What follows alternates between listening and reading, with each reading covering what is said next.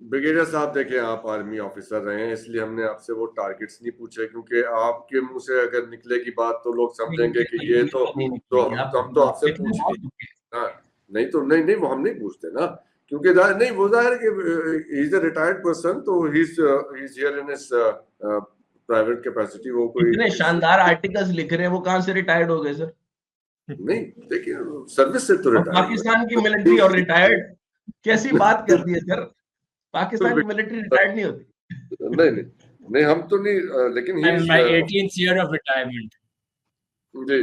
वो अच्छा, सर वो तो फौज से होती है ना, मैंने कहा पाकिस्तान की फौज रिटायर नहीं होती। नहीं, रिटायर नहीं होती, हम भी नहीं होते सर रिटायर, हम कहाँ रिटायर होते हैं? इसमें कुछ पॉलिटिकल We हिकमत don't है, वो retire आप from the service.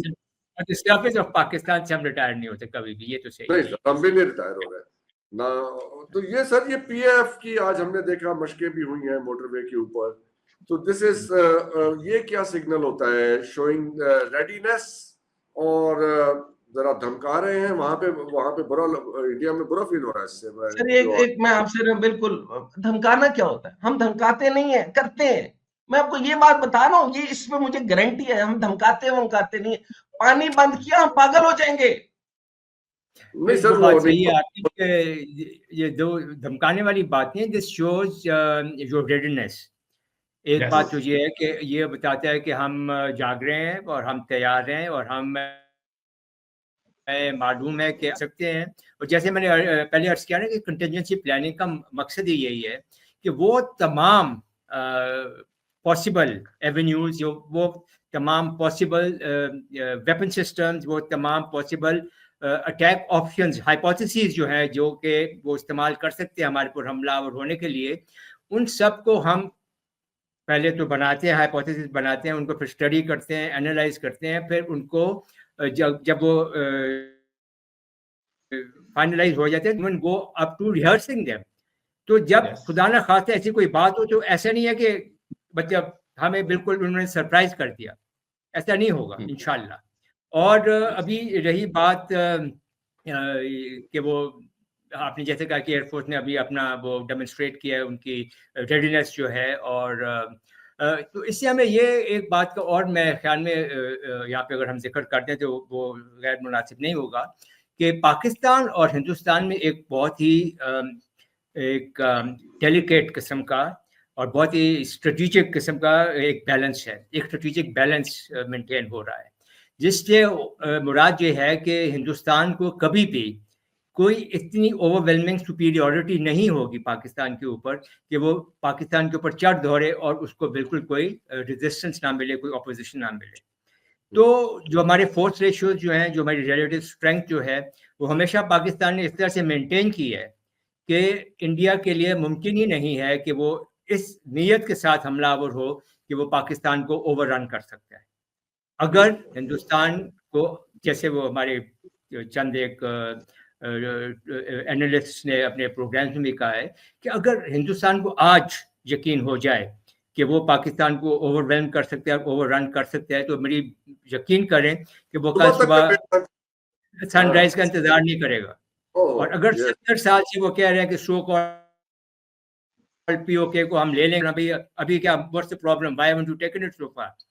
उसकी बुनियादी वजह यह है कि Pakistan has maintained that strategic balance, those critical force ratios are maintained, those critical, that critical relative strength is being maintained.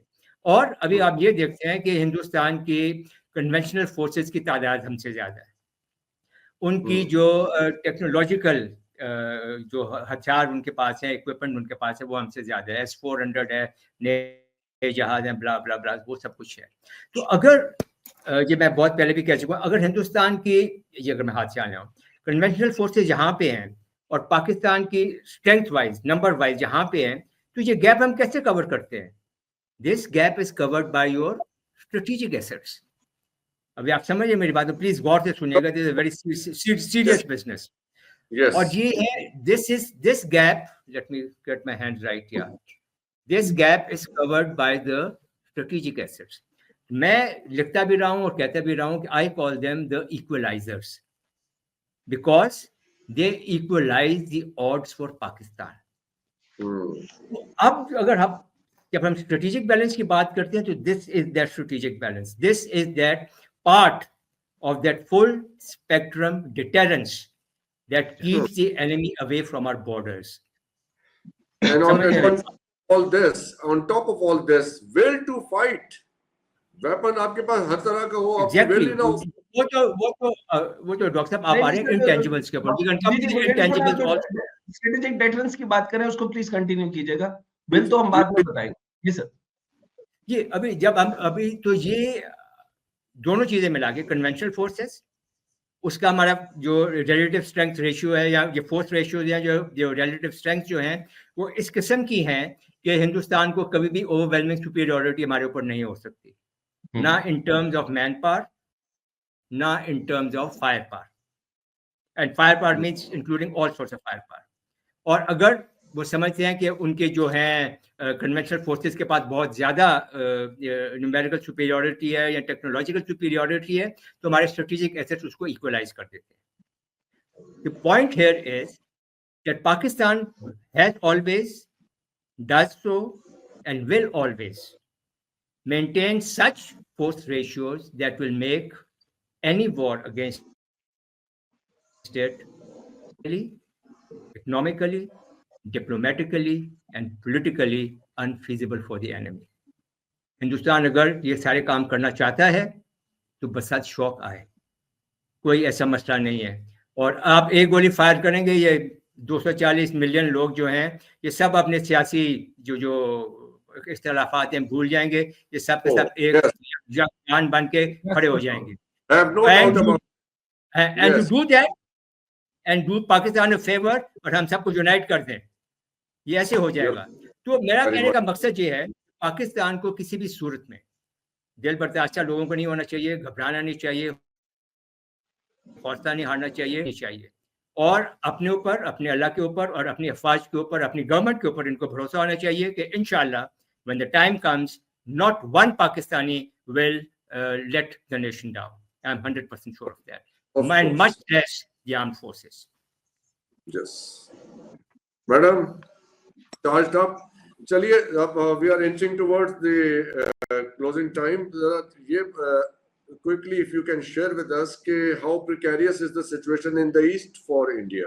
वहाँ से in the event of further escalation, Bangladesh, Seven Sisters, वहाँ से कितना प्रेशर आ सकता है इंडिया के ऊपर? देखिए, वो तो बाहर की बात बाद में। आप देखिए, कल ही उनका एयरफोर्स का एयरक्राफ्ट जो है उसने अपने ही इलाके पे बॉम्ब कर दिया, and now they are saying that Indian air force is a threat to its own people. So वो बेचारे, they are very kind to us. जो काम आपने करना था वो पहले ही खुद कर रहे हैं। So you should not worry about that, they are very good at it. Last time also Pulwama, maybe they shot their own helicopter. So yes, they are very good at it. So they do us favors. We are grateful to them. They are very good neighbors to us. Yes. As far as the other opportunities are concerned, आप देखिए कि आप कह रहे हैं कि you are a low riparian state, therefore you are vulnerable. But Nepal is upper riparian state, and it is also suffering India's politics on water.